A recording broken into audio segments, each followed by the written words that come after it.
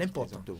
La loi prévoit quand même qu'avant que l'accord de gouvernance ne prenne effet, il faudrait que le parti puisse avoir aussi un certain pourcentage aussi à l'issue des élections. Qu'est-ce qui prouve que réellement, au terme de ces élections, la FCBE pourra avoir ces pourcentages? Rien ne le Rien prouve. ne le prouve. Rien ne C'est cela, prouve on pas va qu'ils dire. l'auront aussi.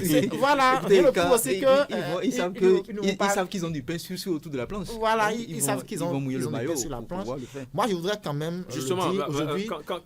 quand tu parles de ça, je voudrais bien poser cette question. Ces accords pourraient-ils arithmétiquement parlant, favoriser un meilleur score pour la FCBE lors des prochaines élections?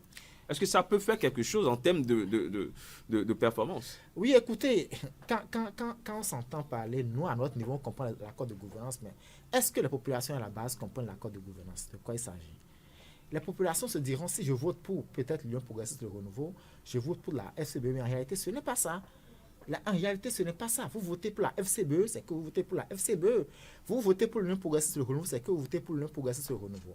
Cela voudra dire que si au terme des élections, si à l'issue des élections, au soir de la proclamation des résultats, la FCBE n'arrive pas à réunir le pourcentage requis, 10% au plan voilà, national. 10% au plan national, il ne peut pas avoir accord de gouvernance entre la FCBE et l'Union progressiste de renouveau. L'accord de gouvernance sera de nul effet. Voilà, il faudrait qu'on puisse comprendre ça.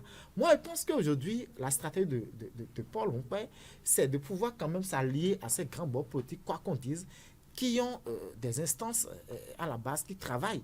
Et ça lui permettra quand même de pouvoir se donner un nom, de pouvoir avoir les sièges comme Sergino le disait, mais il doit savoir que le grand boulot doit se faire sur le terrain parce que les populations ne comprennent pas justement ce langage d'accord de gouvernance ou pas.